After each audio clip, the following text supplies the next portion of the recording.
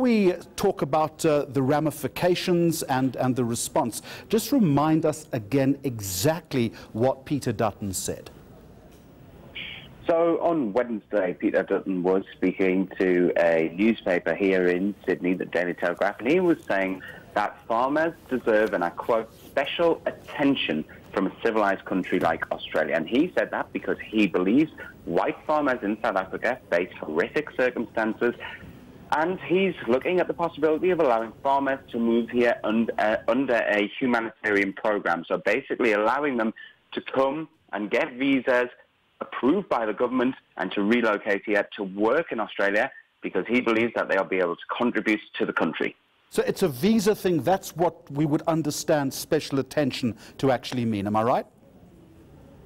Yes, that's what we understand it to mean, but special attention doesn't really hold any legal meaning in Australia. So it doesn't mean that there's going to be an inquiry per se. It was just his comments that he made to the newspaper and has subsequently said on a number of radio interviews here in Australia today and yesterday.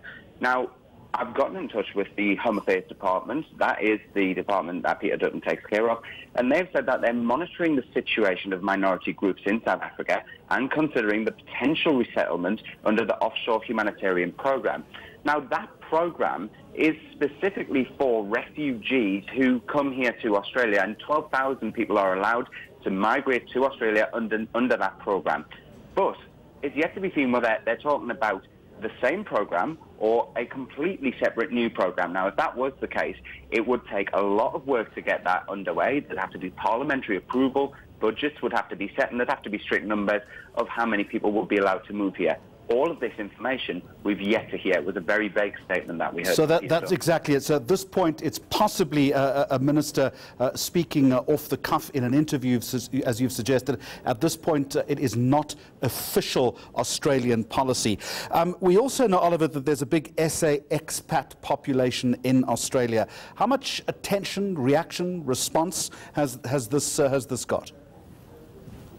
Well, Peter Dutton had a targeted message for the expat population here, saying that there's a huge number of South Africans who both live here, work here, and that those people work here very hard. They integrate well into society and contribute and make Australia a better country.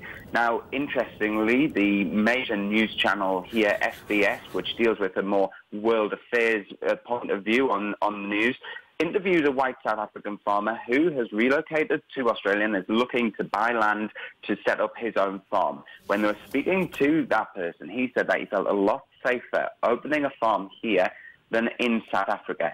But as for voices coming out of the expat community at large, we haven't been hearing that much here in Australia yet. That could be coming in the next few days. You can imagine, Oliver, that the response from the South African government has been none too favourable to this. At this point, though, it hasn't, to the best of my knowledge, escalated to any kind of diplomatic exchange or diplomatic row. Yeah, and if it did happen, we would expect that to be taken up with the Foreign Minister, Julie Bishop. And to some degree, it is rather surprising that the Home Affairs Minister, which deals with internal politics here in Australia, has made these comments about a foreign nation. Usually that would come from Julie Bishop. You've got to remember that this is a Liberal Party politician. Liberal Party in Australia means Conservative and on the left, who was previously an immigration minister. So it's not unusual in the sense that we've heard Peter Dutton make these remarks about immigration, but that was his former job. He no longer has that job. And indeed, he's come under a lot of pressure when he held that position because of his stance about illegal immigrants who tried to make their way into Australia and they were then held on foreign detention centres, basically offshore processing centres for Australia in Papua New Guinea. And just very quickly, what can you tell us about Peter Dutton? Where does he stand politically? Is he a foot-in-the-mouth kind of politician or perhaps a little bit more measured? I wouldn't say measured as so much as what we hear from the more diplomatic channels at the Foreign Ministry. He is known for making inflaming comments and being very, very stuck in the wool, like dyed in the wool, especially with immigration. with the ideals that he's got a very conservative background. He wants to make sure that there's no illegal immigration coming into Australia, a very, very tough stance that he holds. But really, a career politician, somebody that's been in the mainstream here for quite a while, and somebody that is getting a lot more power underneath Prime Minister Malcolm Turnbull. All right, journalist Oliver Whitfield-Miocic in Sydney in Australia. As I mentioned to you, we do have a reporter stationed outside the Australian High Commission in Pretoria.